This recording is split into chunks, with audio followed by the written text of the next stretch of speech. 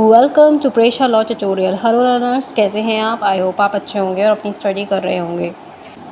आज से हमारा लेक्चर सीरीज स्टार्ट हो रही है ड्राफ्टिंग, प्लीडिंग एंड कन्वेंसिंग की सब्जेक्ट पर। और इसके अंदर आज हम प्लीडिंग ऑर्डर 6 CPC 1908 के टॉपिक को पढ़ेंगे। फर्स्ट आता है प्लीडिंग ऑर्डर 6 CPC। इंडिया में CPC 1908 का जो ऑर्डर 6 है इन जर्नल, वो प्लीडिंग से डील करता है और ये इस बात का फ्रेमवर्क प्रोवाइड करता है कि प्लीडिंग, जिसके अंदर प्लेंटिफ और डिफेंडेंट दोनों द्वारा दिए गए फैक्ट्स एंड क्लेम के रिटन स्टेटमेंट लिखे जाते हैं, उसको कैसे ड्राफ्ट, सबमिट और कोर्ट में कैसे उसको ट्रीट किया जाना चाहिए, ये सब प्लीडिंग में दिया गया है। ऑर्डर 6 का ऑब्जेक्टिव लीगल प्रोसीडिंग्स में क्लैरिटी, फेयरनेस इंश्योर करना है और इसके की प्रोविजंस भी हैं। CPC अंडर ऑर्डर 6 के की प्रोविजंस आते हैं और की प्रोविजंस में हमने इसमें रूल्स को डिफ़ाइन कर रखा है। ऑर्डर 6 जो है वो प्लीडिंग को डिफ़ाइन करता है। प्लीडिंग जो ये टॉपिक है ऑर्डर 6 के अंदर, इसके अंदर 18 रूल्स होते हैं और इसके अंदर हम इम्पॉर्टेंट प्रोविजंस को ही पढ़ेंगे या इम्पॉर्टेंट रूल्स को ही पढ़ेंगे। फर्स्ट आता है रूल नंबर 1, जिसके अंदर प्लीडिंग को डिफ़ाइन किया गया है। प्लीडिंग रेफर करता है लीगल प्रोसीडिंग्स से। लीगल प्रोसीडिंग में पार्टीज़ द्वारा जो भी फाइल किए जाते हैं फॉर्मल स्टेटमेंट्स, जिसमें उनके क्लेम्स और डिफेंसेस होते हैं, उसको हम प्लीडिंग कहते हैं। प्लीडिंग के अंदर प्लेंट और रिटर्न स्टेटमेंट होता है। तो प्लेंट वह डॉक्यूमेंट है जिसमें प्लेंटिफ अपना क्लेम बताता है और रिटर्न स्टेटमेंट वह डॉक्यूमेंट होता है जिसमें डिफेंडेंट क्लेम्स का रिस्पोंडेंट देता है, मतलब जो भी क्लेम लगाया गया है उसका जवाब देता है और अपने डिफेंस की आउटलाइन तैयार करता है। देन आता है rule number 2, pleading to state material facts. इस रूल में है कि एवरी प्लीडिंग में केवल वही मटीरियल फैक्ट्स बताए जाने चाहिए जिन पर पार्टी अपने क्लेम्स और डिफेंसेस के लिए निर्भर करता है। इसके अंदर लीगल आर्ग्यूमेंट्स, एविडेंस या कॉन्क्लूजन ऑफ लॉ इंक्लूड नहीं होना चाहिए।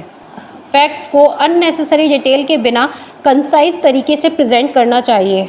देन नेक्स्ट रूल आता है फॉर्म ऑफ प्लीडिंग। प्लीडिंग को पैराग्राफ में डिवाइड किया जाना चाहिए और क्लियरिटी के लिए नंबर किया जाना चाहिए। ईच पैराग्राफ एक डिस्टिंक्ट पॉइंट या इशू से डील करना चाहिए। देन आता है rule 4, particulars to be given. ऐसे केसेस में जहां कोई पार्टी फ्रॉड, मिसरिप्रेजेंटेशन और अदर स्पेसिफिक रॉन्ग डूइंग पर निर्भर या रिलाई करता है, प्लीडिंग में फैक्ट्स के जो भी इश्यूज़ हैं उससे जुड़े फैक्ट्स का डिटेल देते हुए स्पेसिफिक पर्टिकुलर प्रोवाइड करना चाहिए। देन आता है rule 5, further and better statement. यदि प्लीडिंग इनसफिशिएंट, वैग्यू है या प्रॉपर लीगल आर्ग्यूमेंट्स फ्रेम करने के लिए लैक ऑफ नेसेसरी फैक्ट है, मतलब उसमें जो नेसेसरी फैक्ट्स हैं उसकी कमी है, तो कोर्ट पार्टी को अमेंड करने या फर्दर पर्टिकुलर्स देने का ऑर्डर प्रोवाइड करने देता है। देन आता है रूल 6, कंडीशन प्रीसीडेंट। किसी पार्टी के क्लेम्स के लिए कोई भी कंडीशन प्रीसीडेंट एक्सप्लिसिटली स्टेटेड होनी चाहिए, मतलब कि जो भी कंडीशन प्रीसीडेंट है वो स्पष्ट रूप से बताई जानी चाहिए। यदि इसका कोई उल्लेखनीय नहीं किया जाता है या फिर इसके अंदर कोई भी मेंशन नहीं किया जाता है तो कोर्ट मान लेगा कि सभी कंडीशन प्रेसिडेंट पूरे हो गए हैं, मतलब सेटिस्फाई हो गए हैं।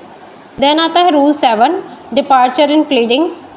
कोई पार्टी ऐसे इशू या क्लेम नहीं उठा सकता या रेज नहीं कर सकता जो उनकी ओरिजिनल प्लीडिंग से इनकंसिस्टेंट हो, मतलब जो उससे मिलती हुई ना हो, जो उस केस से रिलेटेड ना हो। ओरिजिनल क्लेम और डिफेंसेस से कोई भी डिपार्चर तब तक अलाउ नहीं किया जाता है जब तक कि इसे फॉर्मली अमेंड न किया जाए।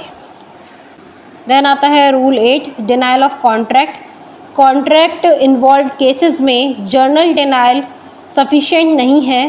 पार्टी को कॉन्ट्रैक्ट के रिलेवेंट पॉइंट्स को स्पेसिफिकली डिनाई और अफर्म, मतलब क्लियर करना चाहिए।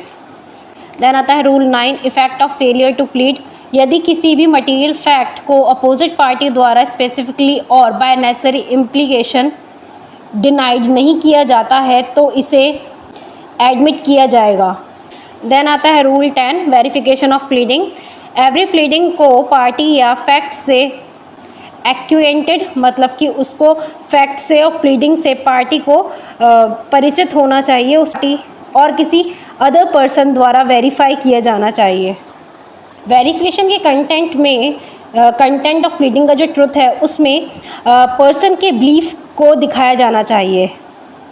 देन आता है rule 11, pleading must be signed. Pleading पर पार्टी या उनके प्लीडर मतलब लीगल रिप्रेजेंटेटिव द्वारा साइन होना चाहिए। अनसाइंड प्लीडिंग को तब तक डिसमिस किया जा सकता है जब तक कि दिए गए टाइम के अंदर ठीक से इसे नहीं किया जाता है। नेक्स्ट आता है rule 12, striking out pleading. Court के पास प्लीडिंग के किसी भी पार्ट को हटाने का मतलब स्ट्राइक आउट करने का या अमेंड करने का राइट है जो प्रोसीडिंग्स में प्रीजुडाइस, एम्बैरेसमेंट और डिले का कारण बन सकता है या अननेसेसरी, स्कैंडलस, फ्रिवलस और वेक्शियस करने वाला है, ऐसी प्रोसीडिंग्स का कोई कारण नहीं बताता है या अदरवाइज प्रोसेस ऑफ लॉ का मिसयूज़ या एब्यूज़ करता है, तो उस कंडीशन में किसी भी पार्ट को हटाने का मतलब प्लीडिंग के अंदर किसी भी पार्ट को हटाने का राइट कोर्ट के पास होता है। देन आता है rule 13, amendment of pleadings. Court real question को डिटरमाइन करने के पर्पस से प्रोसीजर के किसी भी स्टेज में पार्टीज़ को अपनी प्लीडिंग में अमेंड करने को अलाउ कर सकता है। कोर्ट को यह भी इंश्योर करना होता है कि ऐसे अमेंडमेंट से सूट से बेसिक नेचर में कोई चेंज न हो और इससे अदर पार्टीज़ को कोई नुकसान ना पहुँचे। द नेक्स्ट आता है की टेक अवे। की पॉइंट्स में आते हैं ऑर्डर 6 के। तो ऑर्डर 6 जो है वो इंश्योर करता है, पहला ये है कि प्लीडिंग क्लियर होना चाहिए और मटेरियल फैक्ट पर फोकस होना चाहिए। दैन दूसरा आता है इसमें अननेसेसरी डिटेल, लीगल आर्ग्यूमेंट्स और वैग्यू स्टेटमेंट से प्लीडिंग के अंदर बचना चाहिए या अवॉइड किया जाना चाहिए। दैन नेक्स्ट आता है पार्टी को नेसेसरी पर्टिकुलर्स डिस्क्लोज करने चाहिए, स्पेसिफिकली फ्रॉड या मिसरिप्रेजेंटेशन से जुड़े केसेस में। द नेक्स्ट आता है प्लीडिंग में कोर्ट और अपोजिट पार्टी में प्रॉपर अंडरस्टैंडिंग होनी चाहिए। देन नेक्स्ट आता है कोर्ट के पास इररिलेवेंट पार्ट्स को स्ट्राइक आउट या जस्टिस के लिए उद्देश्य को आगे बढ़ाने के लिए अमेंडमेंट्स को भी अलाउ करने की पावर है। एट लास्ट प्लीडिंग जो है ये एक स्ट्रक्चर्ड अप्रोच को इंश्योर करता है कि लीगल प्रोसीडिंग एफिशिएंटली तरीके से कंडक्ट की जाए और पार्टी को ठीक से पता हो कि इशू क्या है। सो यहीं पे हमारा जो प्लीडिंग टॉपिक है वो कंप्लीट होता है। नेक्स्ट वीडियो में मिलेंगे अपने नए टॉपिक के साथ जिसका नाम है प्लेंट और रिटन स्टेटमेंट जो कि प्लीडिंग का ही पार्ट है। सो तब तक के लिए thank you for watching my videos. For more videos watch, study, like and subscribe my channel.